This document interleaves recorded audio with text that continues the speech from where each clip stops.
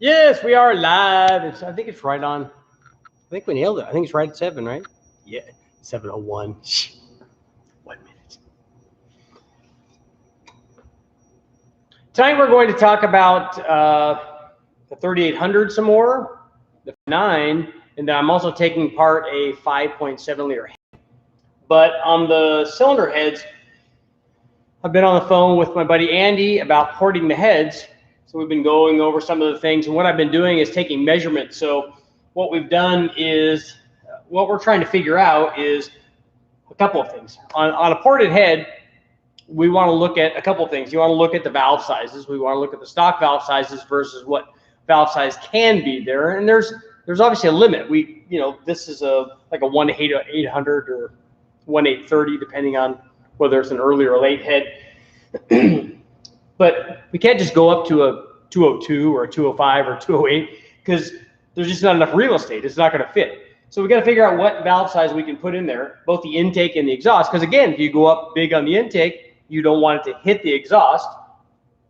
So there's a limited amount of room there that we can do for valve sizes, and ultimately valve size is going to, if you go up in valve size, you can help flow. We don't have to worry about getting too big on either one of those because we just don't have a lot of room. So what we did was measure the distance, the inside diameter basically of the chamber, and then the diameter of the bore to figure out if we have room. Because if this is already bigger than the bore size is, then you only have the gasket to work with basically. You don't want to have this be bigger than that. Having it be the same size is a good idea because then we can get good flow. But what I'm looking at is I wanted to try to normally, especially, and this is especially the case if we go to an oversized valve, we want to unshroud this chamber area here. And I'll go ahead and move we'll move the camera in so you guys can see it. And you guys can maybe take a look at the port and give me some ideas on what you think we should do here, what things will help and what things won't help. It'll be interesting to see. Like I said, I kind of want to try a junk head, and I'm going to flow this head later tonight on the flow bench and find out what it flows stock. I don't know how good this valve job is. This is the one that was leaking. This was the L67. You guys will see, I already loaded the video up. I just haven't released it yet. But you guys will get to see what happened with this head that I pulled off the L67. A bunch of them were leakers, and because it's pretty typical for these things to, and especially on the exhaust side, it seems like you sink the valves, the valve job goes away, and so they have a number of different problems. But it'll be interesting. One of the things Andy suggested is we're going to try multiple angles on the intake, and then probably a single angle on the exhaust, and then maybe radius it. We want to look, obviously, one of the things you always look at is the short-term radius. We want to look at that and see how that is both on the intake and the exhaust. We want to look at the transition from the valve seat into the bowl.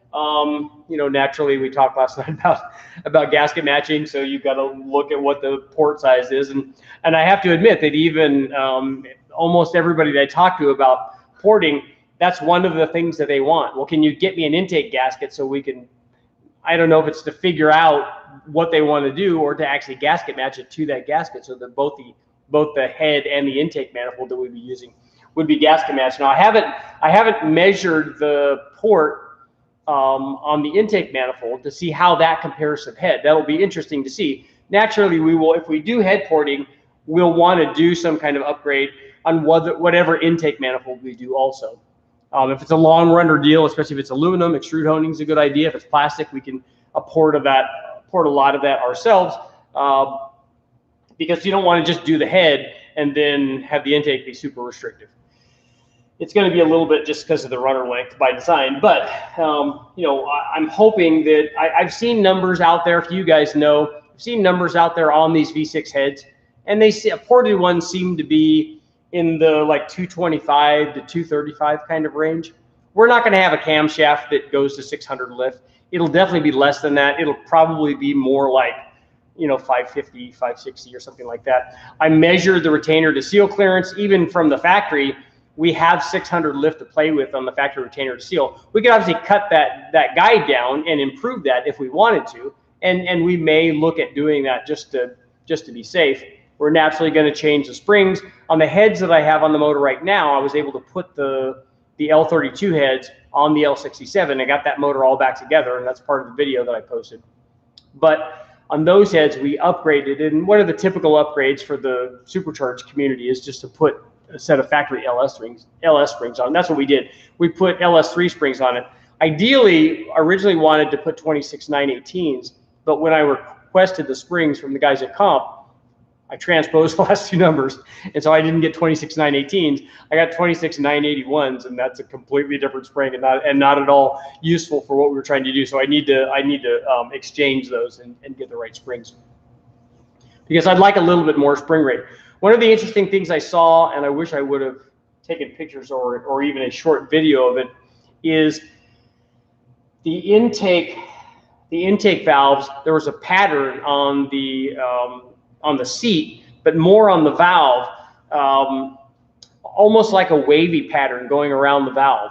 I don't know if that's indicative of, I would almost lean toward that being valve float, which is possible. We were running the motor 6500 with that LS3 spring, but I think it would go there with that spring. So I'm not certain if it's misfiring or if it's, like I said, if it's a valve instability problem. Let me know in the comments if you guys have an idea of what that pattern can cause. We're definitely going to do some polishing on the chamber. If for no other reason than I want it smooth to help with, suppressing detonation if we're going to be turning the boost up and trying to make a lot of power. Now, obviously, when we turn the boost up and we're going for maximum effort kinds of things, we won't really be doing that with a supercharger. I will run the ported heads with a supercharger just to get some big supercharger numbers, but really I need an intercooler for the supercharger. So if anybody else that out there has one and they can let me use it, that would be great. We can run it on the dyno and then I can send it back. But I don't know how far we need to push the supercharger without having an air-to-water intercooler underneath it. I don't really want to buy one. They're fairly expensive, and I would only just be using it for this test and then never be using it again probably after that. But we do plan on really spinning the blower up, ported heads, and a big cam. So we will get these, but what I want to do is if we polish the chambers, we can minimize it, help lessen the chance of detonation. And that's an interesting thing, because for tomorrow night, make sure you guys are here, because I'm going to talk about dynamic compression. So that will be an interesting conversation, because a lot of times I get guys that will make comments on dynamic compression, and as you guys know, there's a formula that you can use. Basically, it's it's static compression plus your cam timing that determines what your dynamic compression is, and as you go up in wilder cam timing, you bring the dynamic compression down, and then the theory is that a lot of guys think that this is like gospel, that this dynamic compression ratio number is the thing that determines detonation.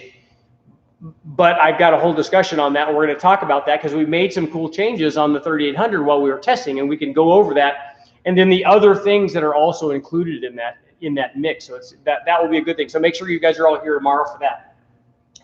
But on the ported head, when we run the turbo on it, we also want a polished chamber. We're going to put like a 1900 valve or something on the intake, and probably a 155 or a 157 exhaust valve. Most of the guys that I saw out there are using like a Manley, severe duty stainless valve or something like that. It'll be interesting to see if, I'm curious about the port opening, but also about this edge where the injector boss is, because I don't know if that's going to be a hindrance to flow or not. And the other thing I'm curious about, and maybe this will be a good question for Brian Tooley, is I know a lot of guys will kind of do a knife edge on the valve guide boss. They'll just make it a little shark fin kind of deal, and that should improve power or should improve airflow. And so I kind of want to see if that's something that they're going to recommend, and then where the shark fin should be in terms of the angle toward the entry. So like I said, I'm not a head porter. This is just all kind of common sense stuff. But I'm excited about trying one. We're going to surface the head. We're going to put new seats in it just to start out fresh, and then we'll cut the valve job for the bigger valves, and then they'll also do obviously the porting, and we want to part of blending that from the seat back into the bowl is going to be determined by the valve size that we use. So that will be interesting stuff. And so when we're done with it, hopefully it should be a fairly good set of heads. Now, ideally, I wish they were aluminum. For one, it would be a lot easier for the guy doing the porting. Let's see who's Kevin. Thank you very much. Enjoy a cold one. Comment, subscribe, boost, engage. Thank you very much. Hopefully, I wish you had a question. That's definitely warranted of an answer from me, even if it's not a good one or an accurate one, which we know how that goes. So I'm really excited about the port head, but I'm also excited, and this is the transition from the cylinder head into the camshaft thing, is the camshaft. So now we know that every cam is a turbo cam, so no matter what we pick, it's going to be good. My rule is basically that if it gains power NA, then it's going to work well for a turbo. The same kind of thing happens with the supercharger, and to the same extent. A lot of guys, I guess you could make an argument maybe at an extreme level, which is where people go immediately when you tell them, oh, every cam's a turbo cam. Well, what about a cam that's 286 degrees at 50 and has 50 degrees of overlap and has a 102 LSA? And I'm like, look, that's not what I would pick. I'm just telling you that if you take that motor and it's running and it makes power and you put boost on it, it's going to make more power, even with that camshaft. That's not the one we would choose, but you can run it with that. So everybody wants to do that. But I want to put right now, the camshaft that we put in the comp cam that we ran last time picked up pretty good power. I mean, I think it picked up 30 or 40 horsepower, and I'm not certain that that's totally indicative, because I think that this motor might have been down. I showed you guys last night the cylinder wall, and there had to be trouble sealing with that thing. As much as I wanted it to be okay with my Scotch-Brite and sanding, to have because I didn't take the ring out, and we didn't do any of that. Which reminds me, I'm going to have to make a note to myself that you definitely have to put ring gap in it when we start going up. But the camshaft choice is going to be interesting. So I'm going to just try to basically pick, I think, near the biggest cam that I think people would run realistically in these motors. Now, obviously, we could have a custom thing done that's 600 or 650 lift and it's 240 or 250 degrees of duration at 50. I don't know what will fit. I don't know if this particular motor, I don't know what a lot of times factory motors, the LS, big blocks, most other motors have limiting cam timing based on the available piston to valve clearance. And I don't know if this motor does. So if you're a 3800 guy and you know how big a cam we can put in here, please let me know. But I'm thinking something at least in the high 220s, maybe even 230, 230 plus on the intake side, and then the exhaust can be whatever it is. It's definitely going to be a dual pattern cam. I would pick a dual pattern and not a single pattern for a turbo or a blower or an NA motor. I know that a lot of guys like to make different versions of that, and I've seen that out there in the 3800 land. I don't agree with that. I wouldn't pick a single pattern cam for a turbo application. I would pick a dual pattern cam, and especially if that dual pattern cam, like I would like to take all of those staged cams for the NA motors and the turbo motor and the blower motor and compare all of them and run them all NA, and then run them all with a blower, and then run them all with a turbo, and I kind of have a pretty good idea on what's going to happen. But it would be an interesting test, because it would be really good for the 3800 community to see what they do, and does it follow suit? Is something unique about this? No, it's not. The camshaft that makes the most power NA is probably also going to make the most power turbocharged and the most power supercharged. The interesting thing about the supercharged deal is I get this a lot with the LS, is that typically the positive displacement blower cams. Admiral, thank you. I think if you compound it through the Kenny Bell setup with the same boost number, you'll make less power and higher inlet air temperatures than you got with the Eaton. You think that a Kenny Bell would have a higher inlet temperature than a Roots blower? A twin screw? No, that's not going to happen.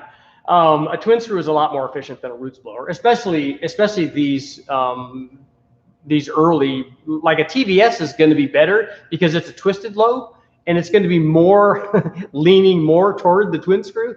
But a twin screw has lower charge temperature than a Roots blower does.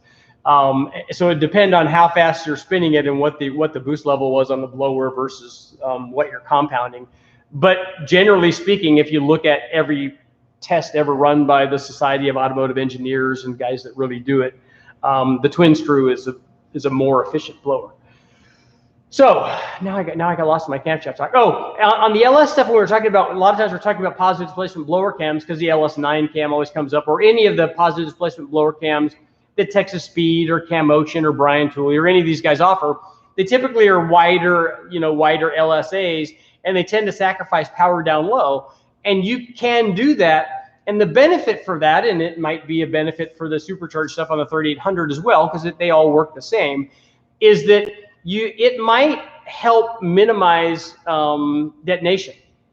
So because you're going to reduce torque production there. So if you're going to reduce cylinder pressure, you're going to reduce torque production there. You're going to make more power there if you put a camshaft in it that doesn't have as wide an LSA. And the thing is, there's going to be a trade-off usually at the top of the RPM range. And I know that we shouldn't be talking about just LSA, and I don't like doing that because that's one thing, and it's not really indicative of what happens with the cam, but we're talking in general terms here. So, and that's why we always use the LS9 deal, because it's, it's a really, really wide LSA, and it was designed from the factory to be a blower cam, but it's designed to do a lot of other things that have nothing to do with power production, because they could easily meet their power goal. So if you tighten that up, and then the motor, and then the camshaft becomes more of a every other kind of cam, NA cam or turbo cam or centrifugal blower cam, it makes more average power. And like I said, typically at some point it could make less power at the top than a typical wider LSA camshaft, because that happens. But if that happens at 8,000 RPM and you're only running your motor to 6,500, basically you're just making more power everywhere. So again, it just goes back to the fact that if you put a camshaft in it that makes really good NA power and it has a good curve, it's going to do really well with a blower. And we're going to talk a little bit about that effect tomorrow night when we talk about the dynamic compression and its effect on the other things that also affect the detonation threshold of the motor. So that'll be cool stuff. But so I want to get a camshaft that is going to be like, a 228, 234, or a 232, 238 or 240 or something like that, I think, for this cam too, so we can get this thing to make power at a little bit higher engine speed and hopefully to make more power too. I think we might see, like we have with a lot of other ones, that we could over cam it for the RPM range that we want to run. You keep putting cam in it and want the cam wants to be efficient at 7,500, but we're just never going to run there. That is one way to get more power and I would imagine that the guys that are touting all of these big numbers on these limited blower applications, running the M90 stuff, making lots and lots of power, running lots of engine speed with lots of cam timing is a good way to do that.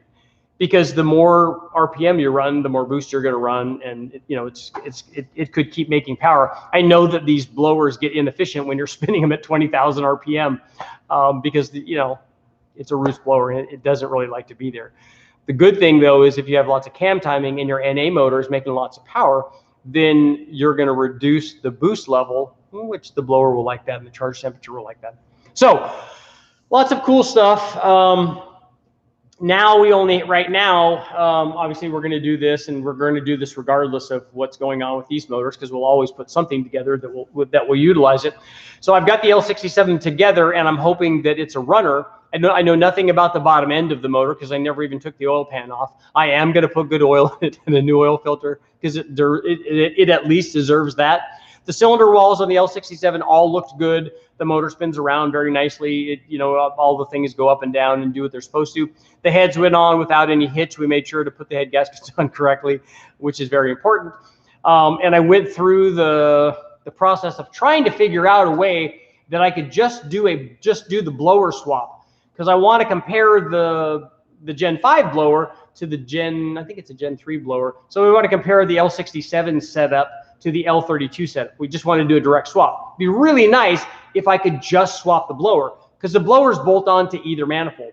The problem is that the opening in the manifold is what throws everything off. The opening for the Gen 5 blower is much bigger. And so unfortunately, the early L67 blower just won't seal if you put it on that manifold.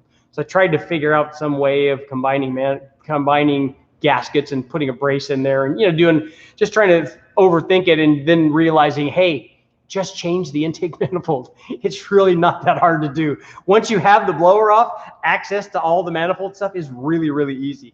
So we'll do a blower and intake swap and just do an upgrade. The thing I am going to have to do that is, right now, both of the L32 Gen 5 blowers that I have already have pulleys on them. And I don't have any L67 blowers that have a hub on them, so I can interchange pulleys. So I either have to get that, or we just have to do a snout change on something, or I can go over to the wrecking yard and just get another stock L32 blower, which is pretty easy, or an L32, snout, and just do a snout change. So, but that will be fairly easy. And I'm curious to see what's going to happen with just the blower. How much is that worth? Is that blower at the stock boost level running a 3.8 pulley on it? Is it worth 10 horsepower, 5 horsepower, 20 horsepower? I know that it's rated 20 more, but is it all the blower? Kyle, what's up? I can't wait till you hang S475. Yeah, that's why I'm going to look at all of the intake manifolds. I'm going to try to grab 4 or 5 of them so we can run the different intake manifolds on them, so that we can put the turbo on it, because that's the direction we're going. We're still doing more blower testing, but ultimately we want to just run a turbo on this, and we want to run the turbo with a ported head, with a good camshaft, and with the right kind of intake manifold that we know from testing will make the most power out of at least all the factory ones. Now, obviously, if I made my own manifold, that would be even better, and we could make more power with it. But let's see. Do you think you'll have any trouble building boost with a turbo that large? I don't think the 3800 needs an S475. The S475 that I have is a T4, and I also have a T6 version from Summit. The T4 should be okay. It seems to be fairly responsive. I also have that VS Racing 7875. I also have the GT45. So what we'll do probably is start off with the GT45, because it's a 750 horsepower blower or turbo, especially on this little 3800. It should have no trouble doing that, Kyle. So we'll take that up, and if we go, hey, look, it still wants more. It wants more than 750 horsepower, whatever that number is, then we'll go up more. And I think what we'll try to do is I'll do the things that I did with the other Big Bang motors with the LS stuff, is we'll run ice water, and I probably will run this on E85 and maybe not do it on C16 or 118 like we had done before. Maybe we'll just try to see what we would do with the 85, because it'd be more likely that a guy would do that. Although if a guy's trying to get 1,000 horsepower, I don't know if we can, but if he's trying to get 1,000 horsepower, he may spring for really good stuff.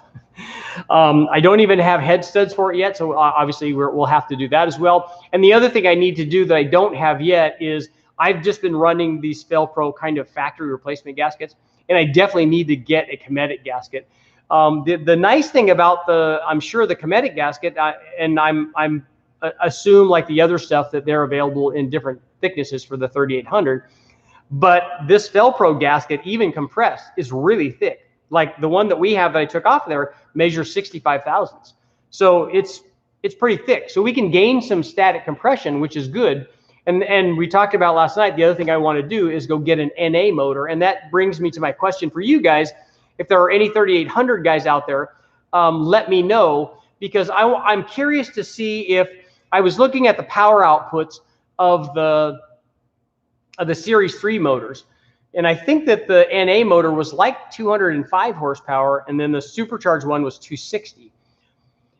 I know that the NA motor has more compression. It has another point of compression. But my question is, what about the camshafts? Is the NA because typically they are, is the NA camshaft, does it have different specs than the supercharged camshaft does? Because then it would be interesting to see, because when guys are doing these top swaps, when they take the NA motor and then run the supercharged stuff on top of it, whether they're doing that with the Series 2 or Series 3 motor, they have done both of them. When they do that, is part of the gain they're getting, because naturally they're getting static compression, which is going to help power. And so having more compression to start out with is going to start with more power, we're going to end with more power. But are they also getting some extra power from having a better cam profile? And I did some research on there to try to find out. online, and I didn't see anything definitive yet about whether or not those cams are different. Now, it's not going to make any difference for us because I'm going to put a big camshaft in it already. We'll put a custom one, not a custom one. I want to do a shelf cam because there's no reason to spec out a custom cam for this, because for what we're trying to do, we can do it with a shelf cam. And because all of the custom cams were probably, or all the shelf cams were probably at some time a custom cam, so there's no difference there. So we want to run, but I would want to run the test. If the NA motor has a bit better camshaft, it would be interesting for guys out there in the 3800 world to find out if that's a good wrecking yard upgrade. Even if they have their supercharged motor and it's the low compression one, maybe getting that junkyard cam could get them another 10 horsepower or something. We know that they respond to camshafts, and we know that they respond to rocker swaps. So maybe the combination of the NA cam and the rocker is a low butt kind of cam upgrade, so they don't step all the way up to the camshaft. So let me know if anybody out there has any idea whether or not the NA cam is more powerful than the supercharged cam.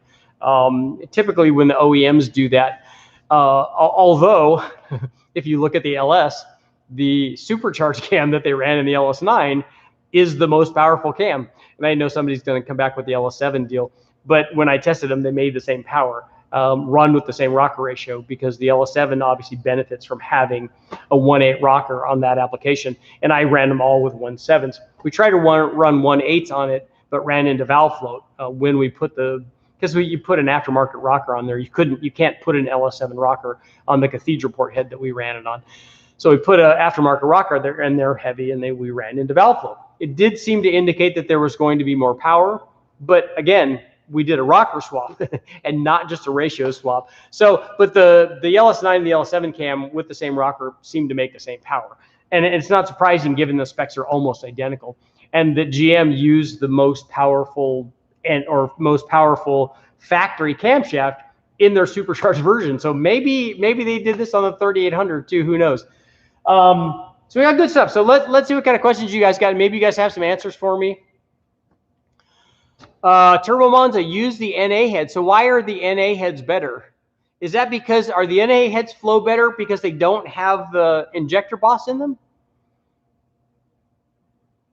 67 GTP lover in the house, nice.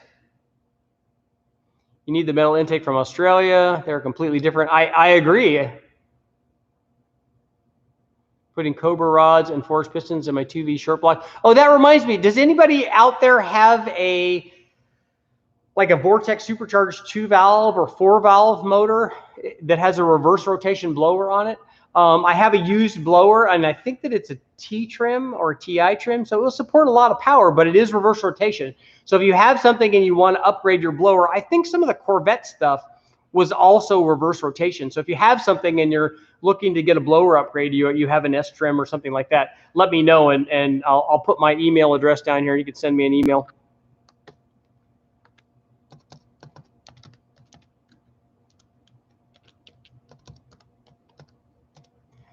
B16. Oh, that's an X. That's not right. There we go.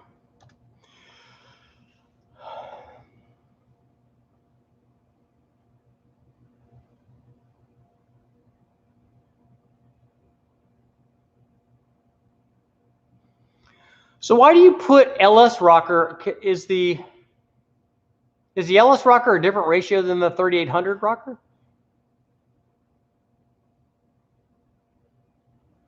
Let's see. Do you have a video of porting the 462 valve?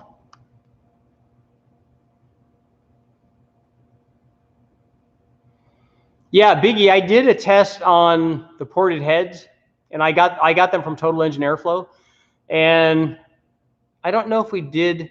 I'd have to go back and look and see if we just did the heads by themselves. I think that we did, but I have to go back and look. But the ported heads worked very well. Those ported heads where we were able to make 400, 405, or 406 with comp cams and a PI intake and the AccuFab throttle body. But I believe they're the same cam, NA or supercharged.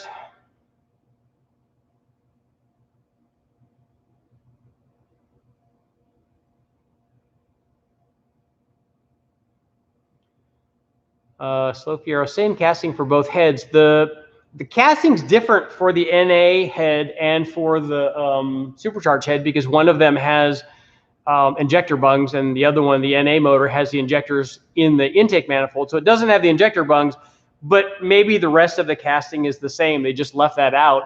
Or, and I haven't looked closely at an NA head either, maybe it's there but not machined or something.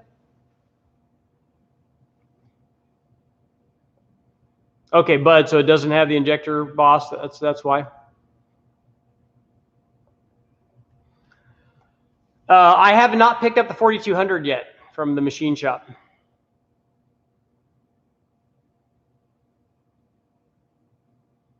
Oh, so the injector bosses aren't machined, but they are in the casting. Okay. It would make sense that they have the same casting because you would save money doing that. Big bang something.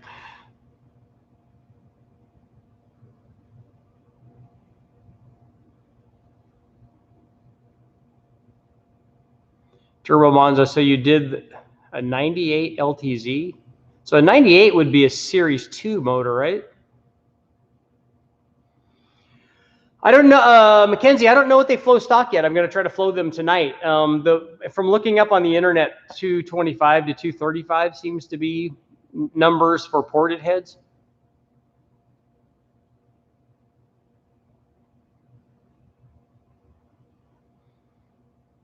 Oh, so we have to worry about water jackets on these? Which is common in porting.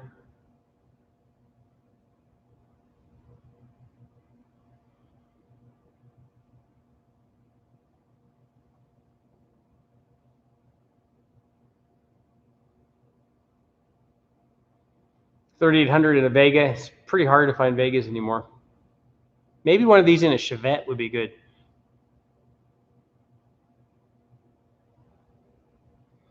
What do you recommend the finish grit on most heads? Are you talking about porting? I'm the wrong guy to ask about porting. I honestly don't think that the surface finish plays much in the way of atomization and that kind of stuff. I don't think that you'd. I think if you had one and finished with 600 or finished one with 1200, if the port was exactly the same otherwise and flowed the same, I don't know that you'd see anything.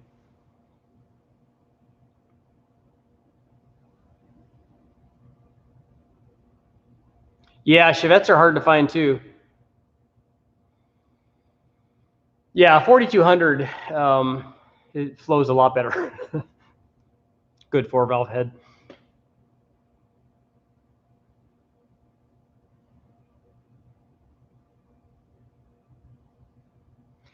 Yeah, Admiral, you're gonna need some gear with that 270 cam for sure.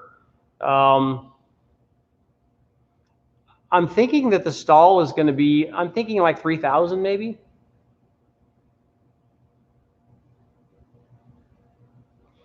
Richard, did the cam you install have too much lift for the guides? I measured retainer to seal clearance at 600 lift, and the cam's nowhere near that. It's closer to 500. One bad AMX. Yes, your NA cam works fine for superchargers and turbochargers and nitrous.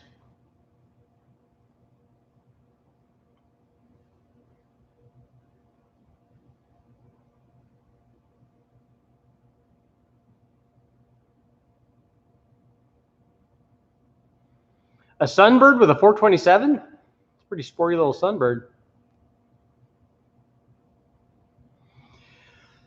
Blown 3800. We didn't find a new one. I had two of them. I had an L32 and an L67, and the L67 had bad heads, and the L32 had a bad bottom end. So I'm just kind of combining them and making one good one out of two bad ones.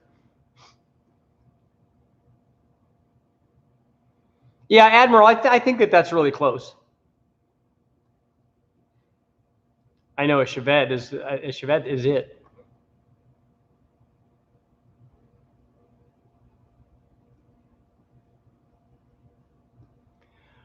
Juan, are you a tuner? No, I don't tune people's cars if that's what you're asking.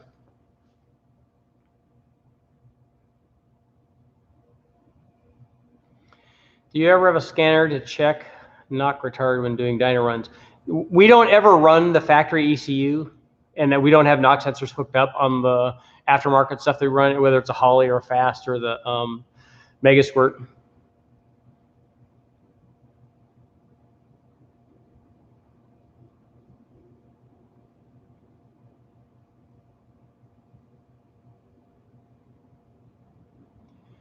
Will the crank ovaling be an issue? Why is the crank going to oval?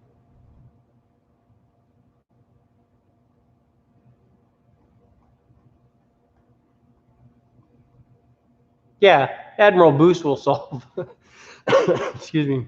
Boost will solve everything. Yeah, Mark, let me know. I'm interested in buying some cores from you so that I can have some cams ground.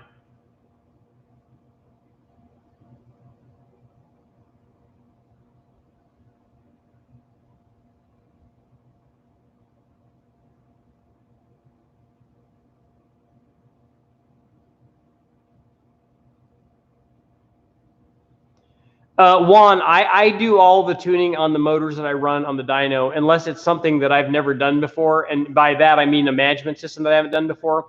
But if it has a Holly on it, I do all the tuning. If it has a Fast on it, I do all the tuning. And now that Eric has showed me how to do the Mega Squirt on the 4200, I did that tuning too. As long as I know which button makes the fuel go up or down and the timing go up or down, and with the Mega Squirt on the 4200, also the cam timing up and down. Once I found out what the thing wanted in terms of cam timing, after you do that, you can leave it alone for a lot of the testing if we're running it at the same boost level for running the turbo on it. On the NA stuff, we can run lots of tests at the same cam timing, but we can play around with all that, and all that's fairly easy.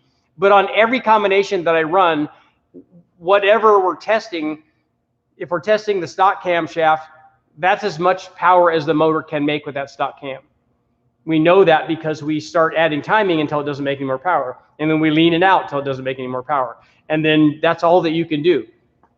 And then we make the change, we'll put a bigger camshaft in it, and then we do the same thing. We add, if the cam's going to make power, we have to add fuel, and so we get the air fuel the same, and then we can try to optimize it and go, okay, let's lean it out until it doesn't make more power. We'll add timing until it doesn't make more power. Usually, like on an NALS, and we go from a stock cam to a bigger cam, it wants the same timing, and the air fuel is going to be really close to being the same. And for most LS stuff, anyway, on the NA stuff, it's not real sensitive to air fuel. It makes the same power at 12.9 as it does at 12.6 or 5.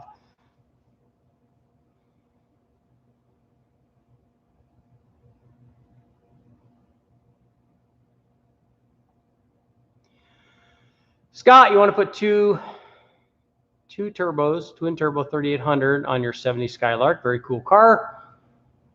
Two turbos don't produce different lag than a single turbo does. It depends on the specific turbos that you're testing. You can make a single be very responsive. You can make small twins be very responsive. Usually that's a packaging deal.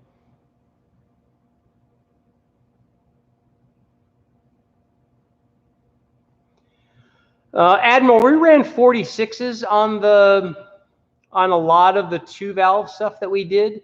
The 57s, if you're looking for 1,000 horsepower, they're going to have to be like 57s.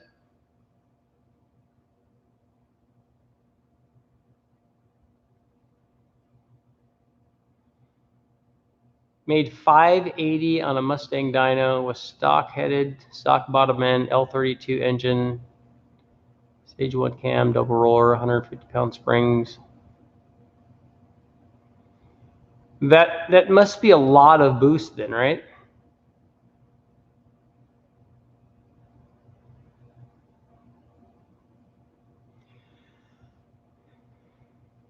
Yeah, Terry, that's a modified Chevette. Mustang 2 8.8-inch axle. How does an Extreme Energy 274 or a 282 respond to boost? The same way that whatever they do NA, boost just adds to that. Have you ever considered doing a live Big Bang? I wouldn't be able to do that just because doing a Big Bang motor usually takes a lot of hours to actually get to the point where it does that. It's not just, oh, okay, well, look, we turn the boost up, like I show in the video. Look, we turn the boost up to 10. Okay, now it's 15, now it's 20, now it's 25, and now it blew up. That's not how it happens. It's at least a 1-day thing and sometimes a 2-day thing. What do you think about in terms of porting the chamber? On this, what I want to do is unshroud both the edge of the intake and the exhaust. That's why I measured to see how big the inside diameter was relative to the bore size. I want to unshroud that, especially when we do a bigger valve. And then basically I want to polish it. I don't want to change I don't think I'm going to try to get clever and try to soften the chambers. I can't do that. And somebody else is porting it anyway. I'm just looking at suggestions for them to do.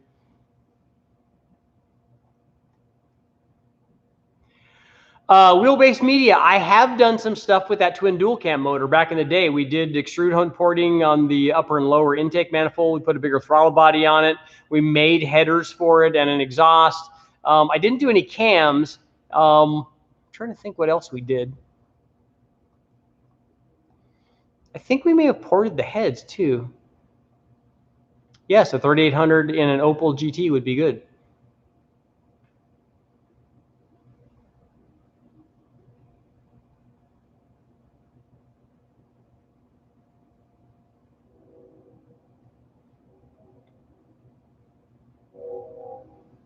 Okay, 28 pounds. Yeah, that.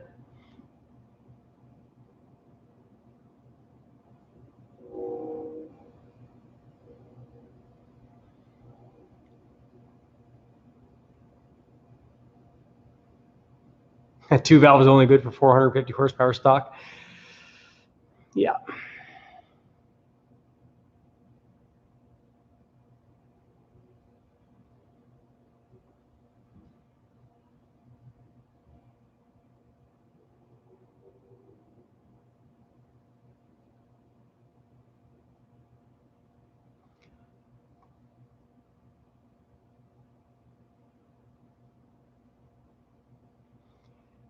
Jay, it has a stock bottom, stock heads, stock cam with just rockers and an M90. It makes 410 at the tire at 15 pounds. That seems really, really high.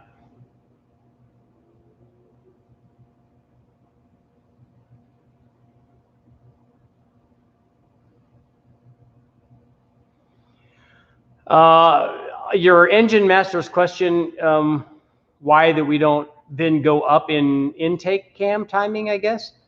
For one, I'm not in charge of the test. I'm just there, so I don't have any say in that. I'm sure that's why they didn't test it. But as you go, the intake duration is what determines how big the bigness of the camshaft. So if you're running it, you can do that. You can go up, but then when you go up to that intake, if you go up, so you start out with a single pattern cam that's 240, 240, and then you go to a 240, 248, and then now you want to go to a 248, 248. Okay, that's great. But then if you go to a 248, 254, it's going to make even more power. The dual pattern cam with the consistent intake duration is going to make more power than the single pattern cam.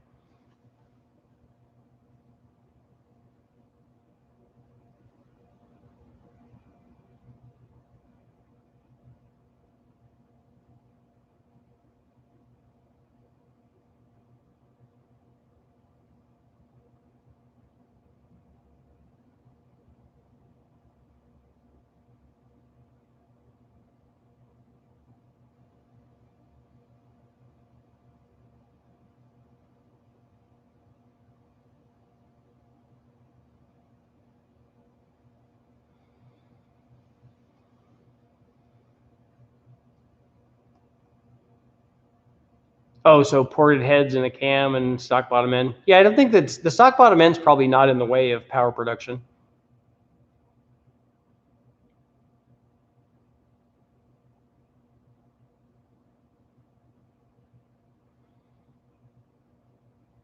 Would a 240, 240 cam run smoother? I don't know what you mean by smoother.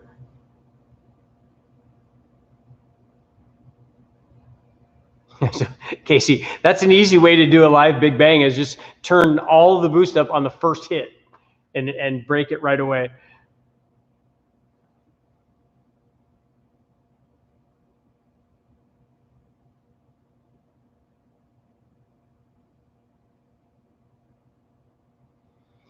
Yeah, I don't know about equal length headers changing spool rate.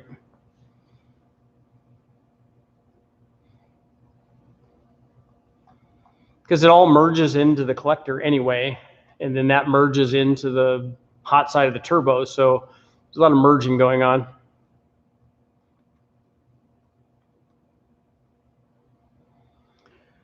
Bill, your cam in the 3800 was a 262, 268. So that's got to be, I'm thinking that that's an advertised number and not a 50 number.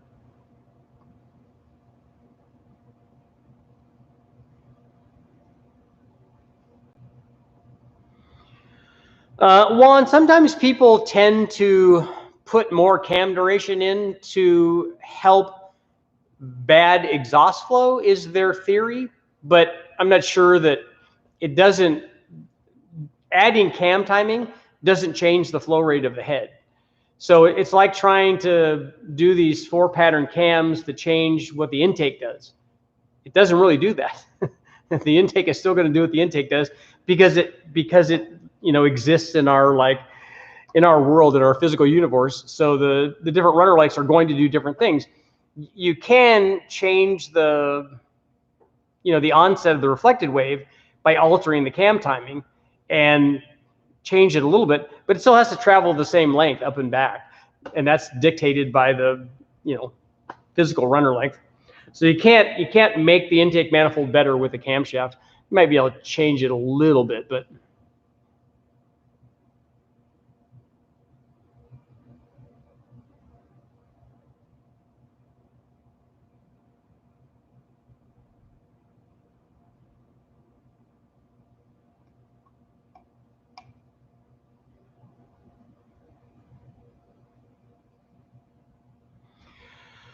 yeah, that seems to be the Achilles heel of making lots of power with these supercharged motors, is the transmissions are not, a lot of the transmissions are not up to it.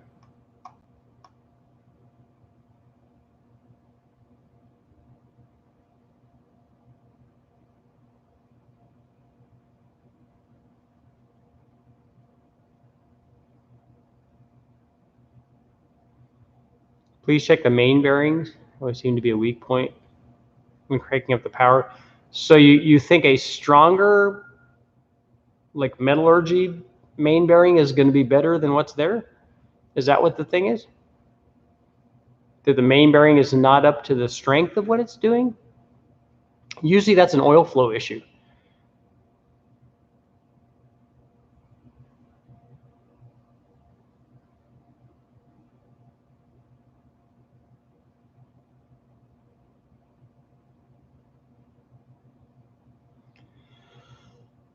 Oh, Cameron, so they have head porting. What that motor really needs are camshafts. It actually has a pretty fair bit of head flow already, even stock. It needs more cam timing.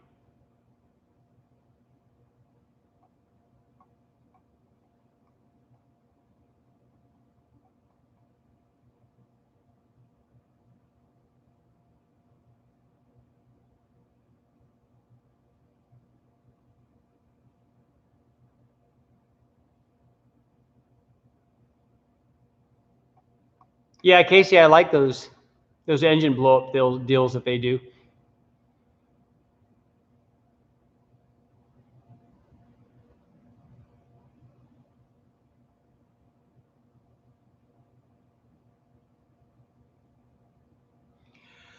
Yeah, Admiral, a double wall header might help if you can keep the heat in.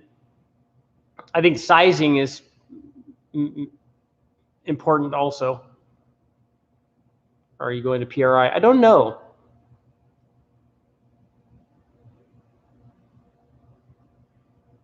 The TVS blower should definitely help on that.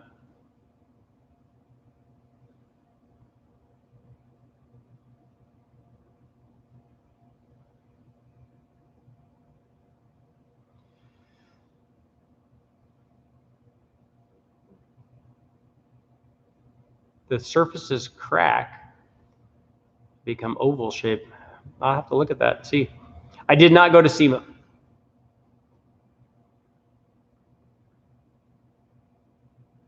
because I was too busy earning a living.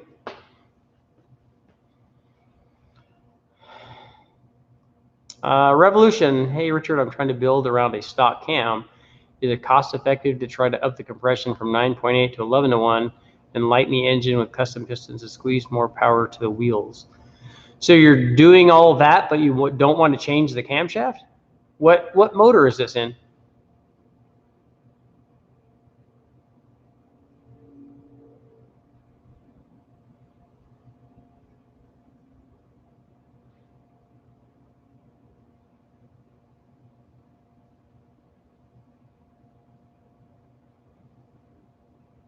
We're going to talk a little bit about that tomorrow night, the change in compression and change in cam timing. Just seems that GM motors tend to spin bearings when making series power. So all GM motors, like the LS, like the 1500 horsepower ones.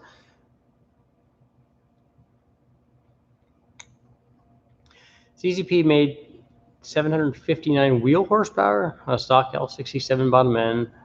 They never actually found the limit it would hold. They couldn't get the transmission to transfer the power to the ground. That's a lot of power.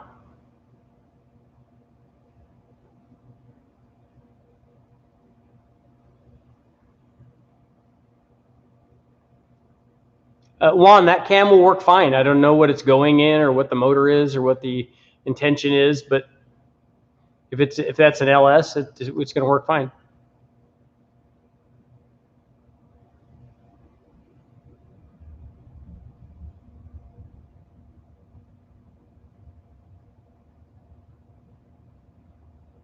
If there are flames coming out the exhaust, then the timing is probably low, and it might also be rich and have low timing.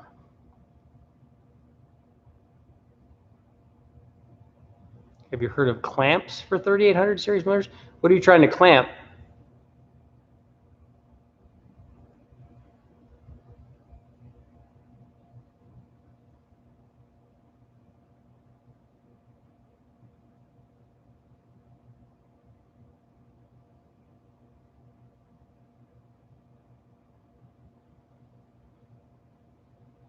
So Revolution, 3.9 liter GMV6. Oh, so you're going to keep the stock cams in that. Porting the head can help. Porting the head, depending on how much head flow it has now relative to its power output. If it has way more head than it needs already, porting the head is not going to gain that much, especially with stock cams. But if it's, like, for instance, if it was a 5-liter Mustang and it had that stock head, porting the head can actually gain some power because it doesn't have an overabundance of head flow from that stock head.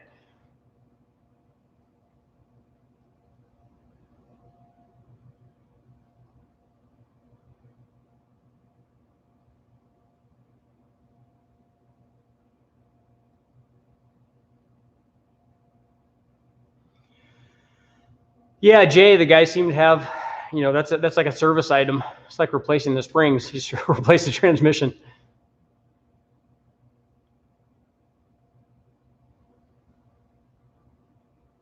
Juan, I've talked about the vehicles I have a lot. The 240Z and my truck is all stock. 5-liter Mustang. What else? The Omni GLH, the 85.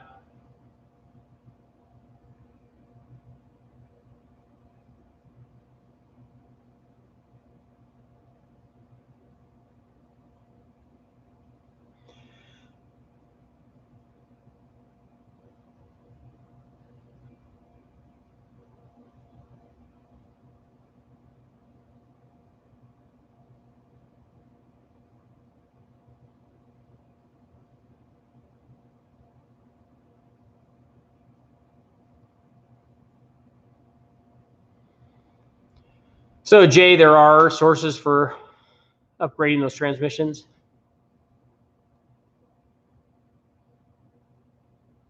Turbo TPI. 1,000 horsepower is a lot given the NA power output. If we could get the NA power output of one of these motors to over 300, then the 1,000 horsepower number I think would be more doable. but we just don't know ultimately about the strength of it.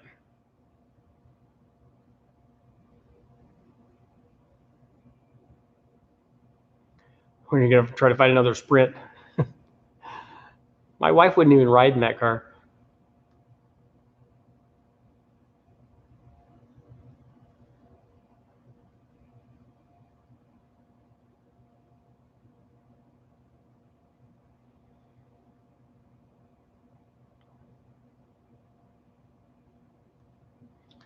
I know a little bit about the stock K20s, and actually mine's a K24A2.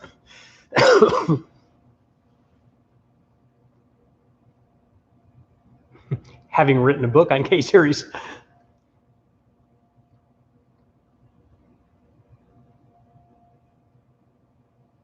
You would need an aftermarket head for 800 horsepower. Is that on the 3800?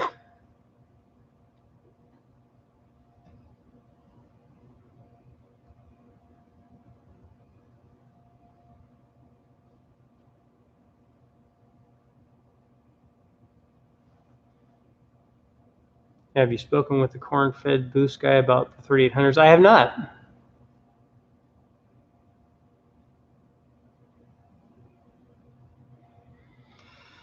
I do like the Honda stuff, and the K-Series stuff is really cool. Most of the stuff that I did back in the day was B-Series. I did do the K-Series book, so we did a lot of testing on that, and then I recently did the stuff over with the guys at Skunk on that JDM K24A2 that I got, and it made good power. It made, we easily made over 600, but now the thing's apart, and I'm going to put head studs and head gaskets in it, and obviously ring gap, and then we'll try turning it up.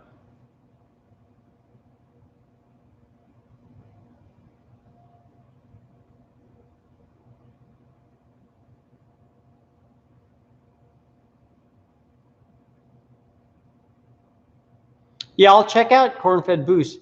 I mean, we know what to do. I mean, I already know what to do with these motors. I have a lot of experience with them. I had a company that sold a bunch of stuff for these, so I'm pretty familiar with them. I wish that I had a set of the aluminum heads. I think that'd be a lot better. We could port those and get even more power out of it. But if I can get the heads to flow, 225, 230, 235, something like that, and put enough camshaft in it, that could support some fairly decent power.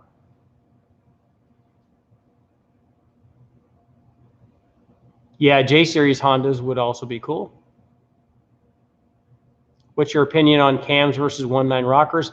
It's not even close as to which one of those will gain more power. The right camshaft will gain a lot more power than a 1.9 rocker ratio is, because you have just more lift, and you have if you calculate it out, a couple of degrees of duration change based on the lift curve. But the stock cam is still really mild compared to anything else that you would put in there.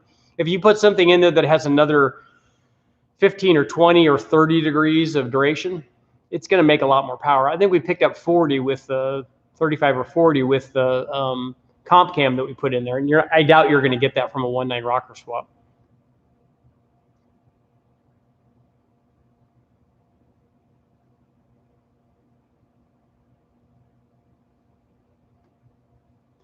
Guy in Australia made 1,200 horsepower with 3,800.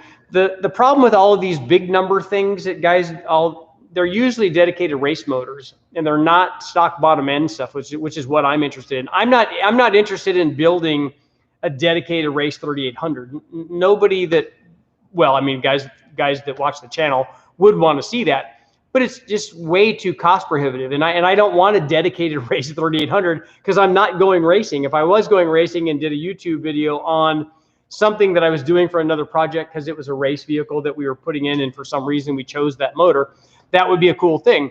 But just doing a filled block or a billet block and billet heads and all kinds of stuff that you could do on any kind of motor and get it to be strong enough to make a jillion horsepower, that's cool stuff. But my deal is I want to see what the stock bottom end will take, and that's ultimately where we're going. How hard would it be to put a supercharger on a Camry? TRD had superchargers for some of the Camry motors. If you take a look back, they may have something I don't remember what year it was.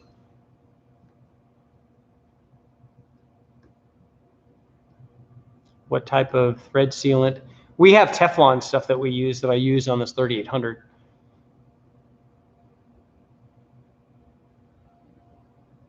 Yeah, Admiral Mahovitz knows what he's doing over there.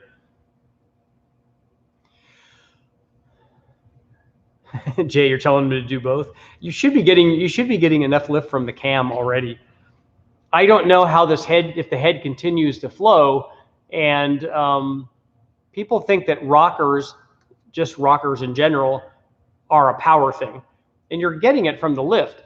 The factory rocker is already really good. It already has, you know, minimal friction because of the design. If you had a roller tip, it might help that, but not very much though.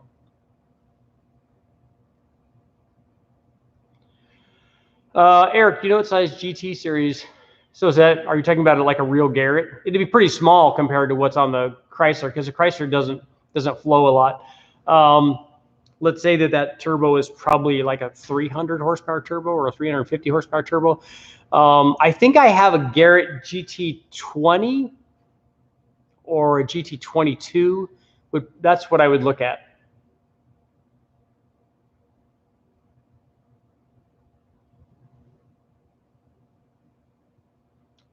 Turbo Monza, what car is yours? What are you putting together?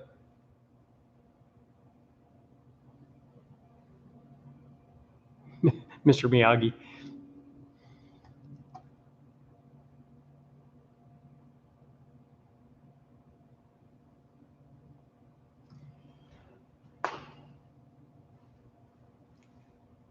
The valves are 1-800 in this head.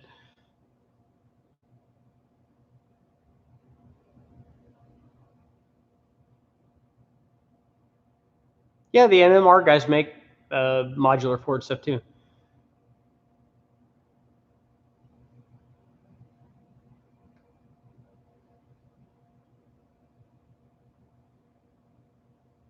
So you think back pressure couldn't escape and the pressure went by the exhaust seal and pressurized the oil line, and it got hot exhaust in the oil is what made the bearing go out?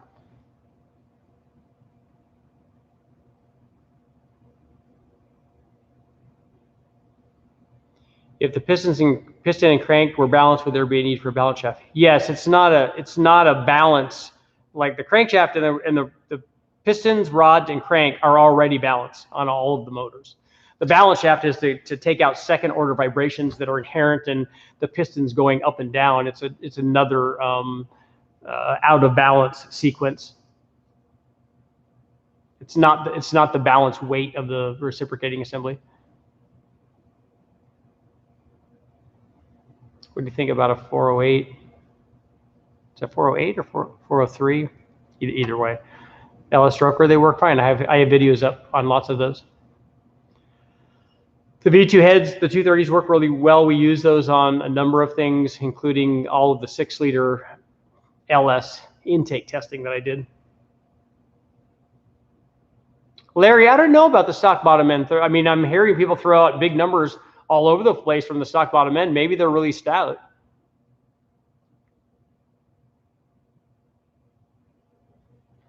Yeah, but I saw those flow rates. I'm gonna see. I've got a guy that's gonna port them, and we're gonna flow them, and so we're gonna see what they flow. I told him that that's kind of the number, or that's the general vicinity that we want to look for, and so we'll see. Can you get close to 100 horsepower per liter with a 3800? With boost, you can really easily, but as an NA motor, if you're at 100 horsepower per liter in this kind of car, in this kind of motor, it's going to have a pretty big camshaft in it.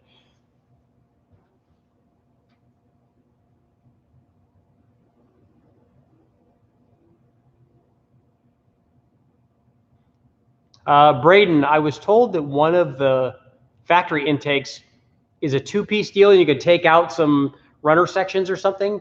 And so maybe yes, or maybe I can modify something or make a second part of something maybe. Extrude honing can work for cylinder heads, but I don't think it works as well as conventional porting, because you can access the head pretty well, and then you can do more specific porting in the areas that a particular head wants to do. To make the extrude honing do that, you have to know about the head, and then you have to build diverters so that it increases pressure and flow in those areas. So it's a little harder to do on the cylinder head, but I've run ported cylinder heads from them, and when you do a head that was really bad to begin with and you make it good, you might if you were David Vizard, you might be able to make it even better if you're doing it by hand. But I don't know that that's what I would do as opposed to having it professionally ported.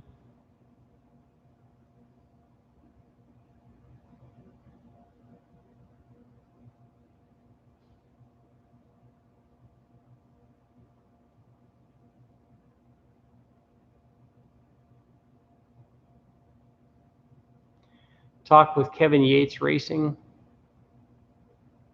in Florida.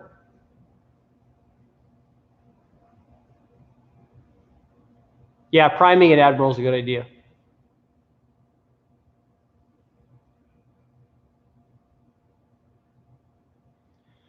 A supercharged big block, Jessel external timing belt. Pros and cons. Is it a street? I don't know that I would have a belt drive on a street car. I don't know that you need to do that. Heard debris from the blower belt can interfere with the cam belt. Are you really chunking the belt on the blower belt and having it interfere with the cam belt?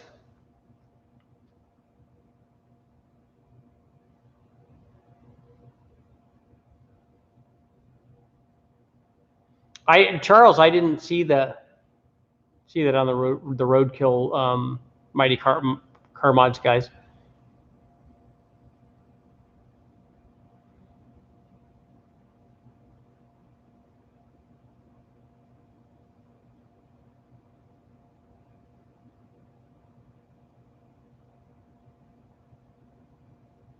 Yeah, Casey, send me a link for the Sprint if it's for sale. Those are hard to find. But in this head, we're going to go with the 1900, I think, intake valve, and then like a 155 or 157 exhaust. I think is kind of the go-to combination. Well, this motor would be a good motor to go in the Nova, right?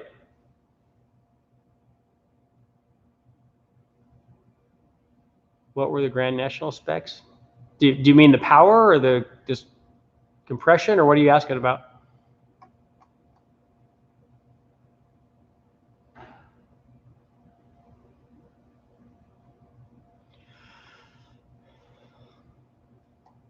I think that the trick flow intake is better than the bullet intake from Admiral.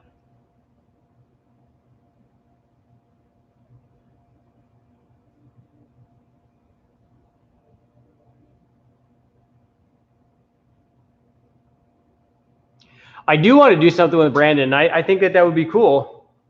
I have a really cool idea that I've wanted to do for a long time that's LS related, specifically for LS Fest. And he would be the guy that I would want to do it with.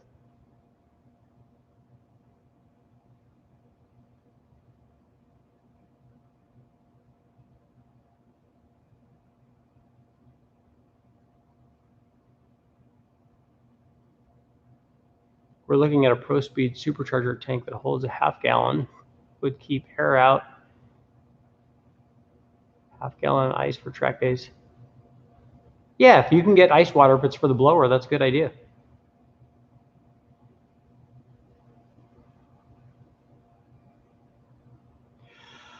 New King, thank you very much, which I look for in a 351 Cleveland head. Is it a 4V or 2V? And you should look and make sure, first of all, that it's not cracked. Some of these heads are cracked, cracked in between the intake and the exhaust valve. Make sure it's not cracked and that it's not warped. Obviously, the 4-valve heads are going to make, or 4V heads, if we're Venturi heads. They don't like when I say 4-valve heads. The 4V heads are definitely going to make more. They flow a lot more. They're going to make more power. Paul, what's a good LS cam for boost? Almost anything you put in there. The stock cam works good, and then anything beyond that works also good. Tell me what turbo you have and what kind of power you want. I still have 2 cams left, I think. If you want something that's mild but yet capable of making 1,000 horsepower, I have a couple of those left.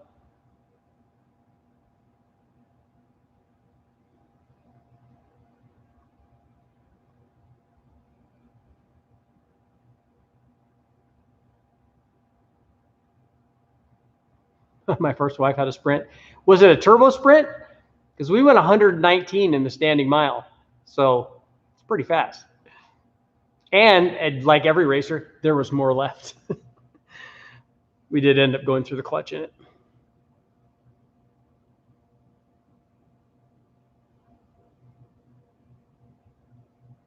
Yeah, I agree. I think the 3800 is a better generation of motor than the Grand National motor is. The Grand National benefited from having a turbo on it.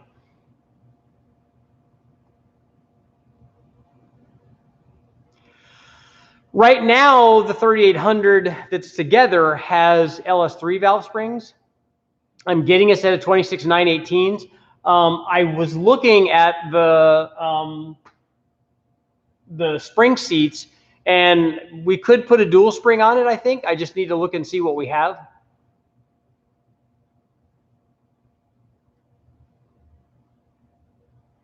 Mike, welcome. Yeah, most of these heads, every one that I've looked at that we've taken apart, they've all been cracked. And I don't care.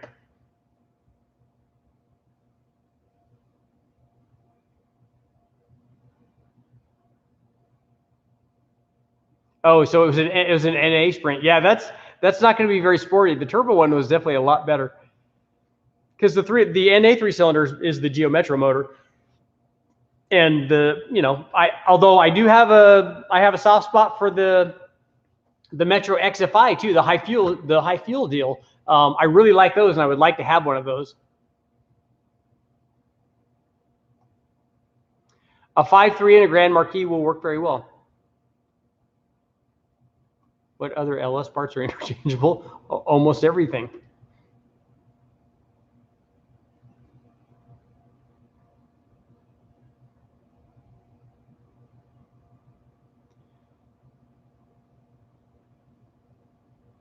The Sprint was a collaboration between Chevrolet and Suzuki.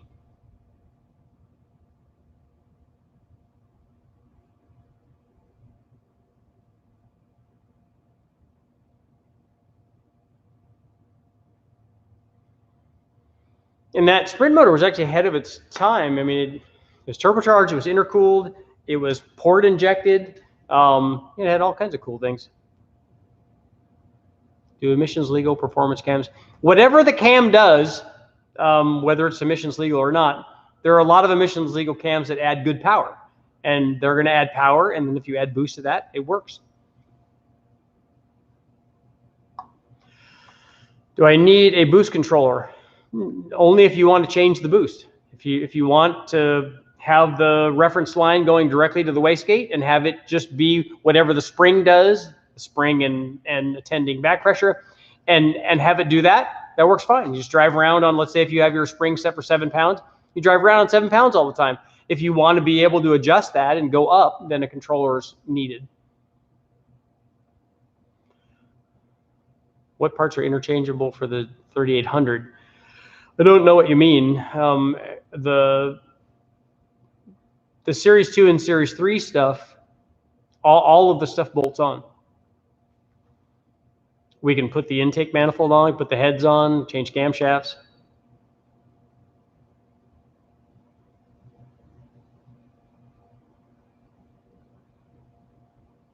Yeah, 4L60 is also made of glass. That's why I haven't done anything to my truck. Oh, the LS parts of 3800. I don't know. Does an LS rocker actually bolt onto a 3800? Does anybody know? Any cam is a turbo cam.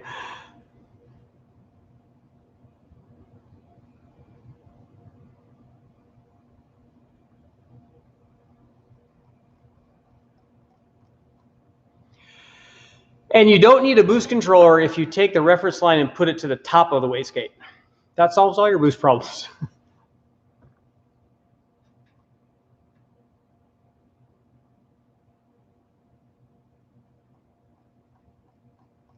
The Series 2 and Series 3, I'm told that the Series 3 has better rods and maybe different pistons, but the head is supposed to have a slightly bigger valve. I haven't measured them to be sure about that.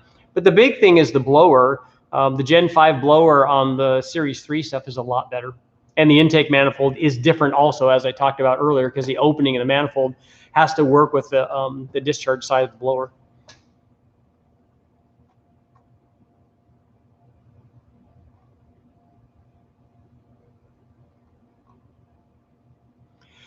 Two more minutes.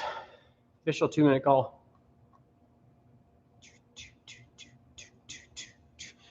I have to take apart my Hemi because it's blowed up. I have to take the really fancy Edelbrock heads and intake manifold and camshaft out of it.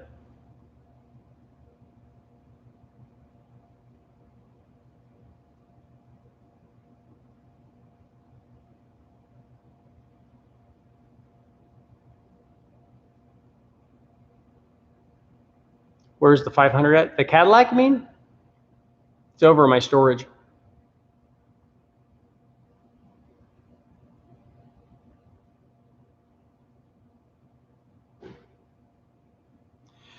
Oh, there will be busted knuckles. Actually, taking stuff apart is very easy. I don't even have to be I don't even have to be careful when I'm doing that.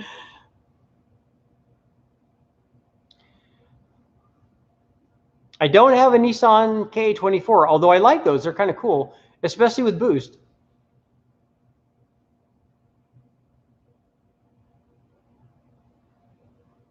A turbo cam lobe, are there specifics?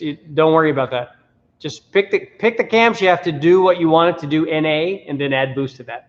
So if you want the cam to idle well, pick a cam that idles well. If you want it to get good fuel mileage, pick one that gets good fuel mileage. If you want one that storms on the big end, get one that storms on the big end, and then whatever that is, just add boost to it.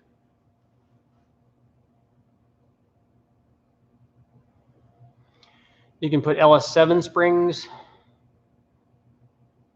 Is an LS7 spring different than a LS3 or LY6 or any of those springs? Any of those 550 lift springs?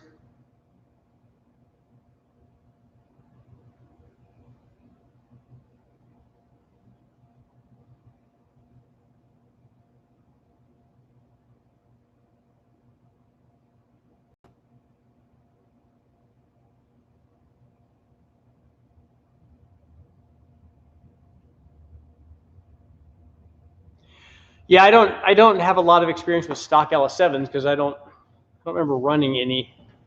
I know we have run LS7s here, but I think that they're all modified ones. I've run a lot of LS7 heads. I have to go back and look. I think that we had to do springs. We had to do springs on all of them because we had a fairly big camshaft in that motor.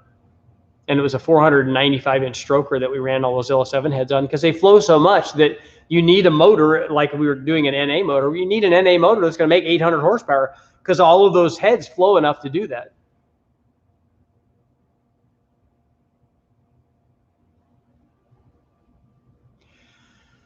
Yeah, Braden, if you're talking about a turbo motor, you can make a bazillion horsepower with a really mild cam.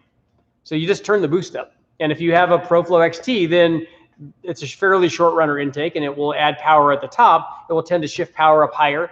So go with the camshaft that idles well and gets good, has good drivability and good turbo response, and then it can make lots of power. 224, 228, yeah, that will work.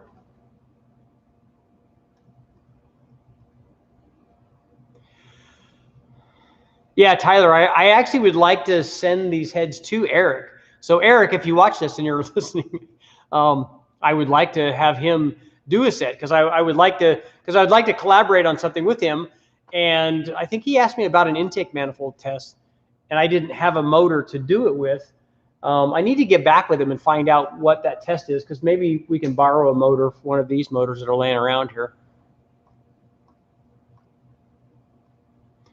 What horsepower did the first engine you ever dynoed? The first engine I ever dynoed, I think, was not at Westech. I think it was at, the first one I ever dynoed was on a chassis dyno, and it was on an old a Stutzka or a Land & Sea or something. What the heck was it? And we had to sit in the back and it was in my Mustang. We had to sit in the trunk and put a bunch of sandbags in there and stuff so the thing wouldn't spin. And then he had to run it at 1 RPM and then load the number and then run it at another RPM and then load the number. And it was quite an elaborate thing, and I don't think it was very accurate. But the first engine I ran on the engine dyno might have been was either my 5-liter Mustang engine, or I also real early on, I'd have to go back and look at what year it was, I ran like a 406 supercharged small block Chevy when I was with the guys at All Chevy Magazine.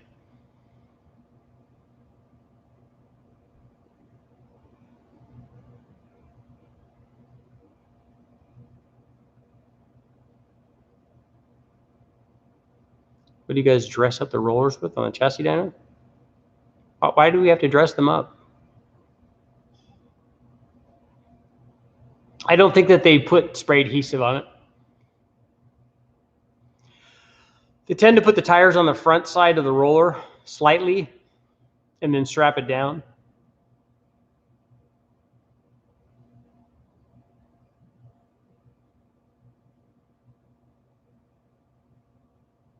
Dimple the ports.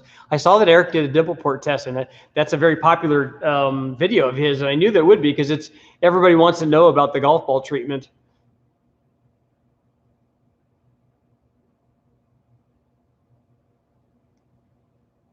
My biggest surprise on the dyno had to be, and this will be the last question, my biggest surprise on the dyno had to be the 4.8 when we did the first big bang motor, because we thought it was a 5.3. Turned out not to be a 5.3. We had no idea that it was going to keep going past the 1,000 horsepower mark all the way to 1,200 horsepower before we finally just quit. Because back then, and I don't even know if I put this in the story, we were kind of having problems with not being able to go up and boost anymore. We had a manual controller, and I don't think we had, I'd have to go back and look or try to remember what we did with the springs and the wastegates and stuff. I don't think we had enough wastegate spring in it to be adjusting as high as we were trying to adjust. And so we ran out of ability to keep making more power. So we ended up just taking the motor off. It was still alive and happy. And we tried to run it again later on, and we tried running it starting at a higher load-in point, and that's what ended up breaking the motor. It doesn't like a stationary load at like 900 foot-pounds of torque. Because before, the turbos were big enough, and even though they were the 76 millimeters from CX Racing, which were not terribly big, not anything like the S475s that we run on the other stuff, but we ran those turbos and a really hokey exhaust setup. One side was bigger than the other. It was really cool. But we would load it at 3,000 RPM, and with a 4.8 and those two turbos, there just wasn't very much boost. And then all of a sudden the boost would come up and the thing would ramp up and would bake power. And it did that like all night long. We just couldn't believe it. And so that was probably the most fun.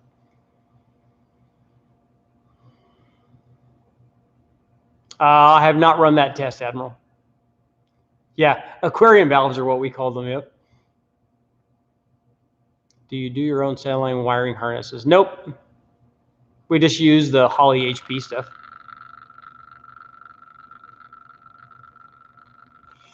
Okay, guys, I got to get going. Thank you all for showing up and supporting the channel. I'm going to be taking more stuff apart, and hopefully on Monday, I'm hoping that we get the L67 up on the dyno and running, and we're making power, and I can do lots of testing. I'm excited about doing I want to see what effect the snow, like boost cooler, the water methanol injection, what effect that has on, because we can monitor charge temperature. I'm curious to see what it does to charge temperature, and if it does anything to power. That obviously will also be cool. And then we got lots of testing for the 3800, and then hopefully right behind that some stuff with the Magnum. And I wanted to do the 4200 too, but I don't know if we'll be able to get all of that done while I'm down here, because there's not an unlimited amount of time in dyno time available. Thanks, guys. I will see you later, tomorrow. Make sure to come back tomorrow.